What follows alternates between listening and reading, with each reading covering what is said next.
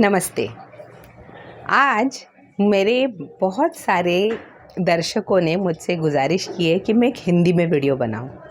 तो celebrate childhood with Gauravi Jadhav मेरे channel पे आप सबका स्वागत है और आज का वीडियो हिंदी में है। मैं कोशिश करूंगी अच्छे से बात करना और आपको मेरी नई कहानी सुनाना। ये जो मेरी नई कहानी है मेरे बच्चों की ज़िंदगी की, ये काफ़ी रीसेंट है। अभी 2 दिन पहले ये हमारी ज़िंदगी में हुआ और मुझे बेहद खुशी है कि जो मेरी बेटी ने किया या जो उसने बताने की मुझे कोशिश की, उससे मैंने बहुत सीखा और आई एम श्योर आप दर्शक भी बहुत कुछ इससे सीख पाएंगे। तो एक बड़ी इंटरेस्टिंग चीज़ है, मेरी बेटी ने एक पूरा रोल प्ले करके बताया। उसने एक पेपर लिया, उस पेपर पे उसने लिखा क्लास में बच्चों का नाम और वो टीचर करके एनैक्ट कर रही थी और मुझे उसकी बात सुननी थी। तो वो टीचर करके एनैक्ट कर रही थी और वो प्रेजेंट एब्सेंटी कर रही थी और मुझे उसको रिस्पॉन्स देना था।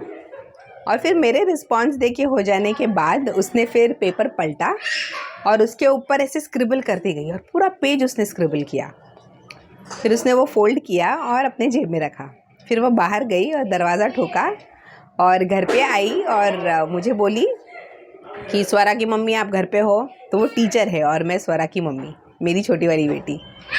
तो मैंने बोला हाँ घर पे हूँ। वो आती है, टीचर बैठती है और वो लेटर निकाल कर मुझे देती है और फिर वो लेटर पढ़कर सुनाती है। वो लेटर में वर्ड्स लिखे नहीं है पर सब स्क्रिबल्ड है और उसमें जो उसने लिखा और जो उसके मन में बात थी, जो उसने स्क्रिबल की थी और उसने जो बताई, सचमुच मेरे दिल को बहुत छू गई वो। उसमें उसने लिखा कि स्वरा को लिखना पढ़ना आता नहीं है, इंग्लिश में बोल रही थी वो, स्वरा को लिखना पढ़ना आता नहीं है और स्वरा को आप बोर्डिंग स्कूल में डाल दो। स्वरा को तो स्कूल में नहीं होना चाहिए, हमारे स्कूल में वो नहीं रह सकती। फिर उसने ये सारा एनैक्ट किया और फिर उसका रोल प्ले जब ख़त्म हो गया उसके बाद वो मोबाइल लेके बैठ गई साइड में। फिर मैंने एकदम शांति से उसे पूछा, क्योंकि ये सुन के मैं काफ़ी डिस्टर्ब हो गई थी। मुझे थोड़ा ऐसे लगा कि क्या बोल रही है मेरी बेटी, ऐसे क्यों बोल रही है।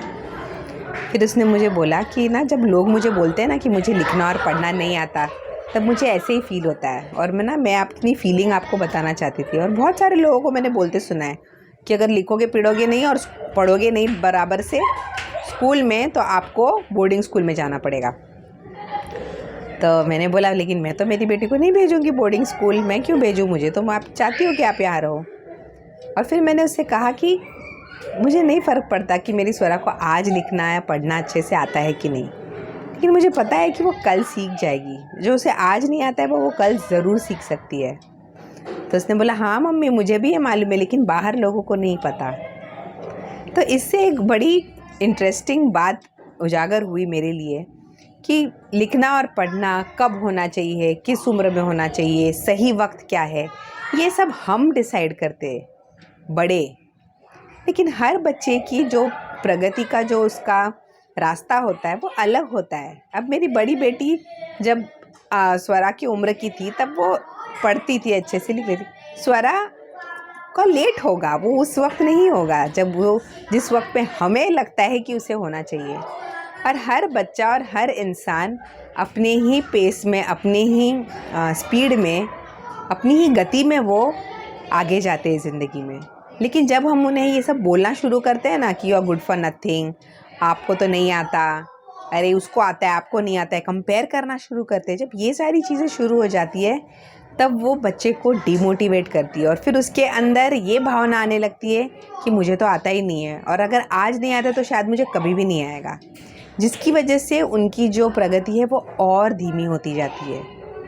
तो ये हमारा एज पेरेंट्स, अडल्ट्स, नेबर्स, पूरी सोसाइटी की हमारी जिम्मेदारी है कि जो बच्चों को हमें कुछ फील होता है, जब उन्हें अंदर से लगता है कि ये इस चीज़ सीखने के लिए मैं तैयार नहीं हूँ, तो हम उसे ज़बरदस्ती ना करें। हम उनसे ये ना बोले कि नहीं तुझे करना ही है।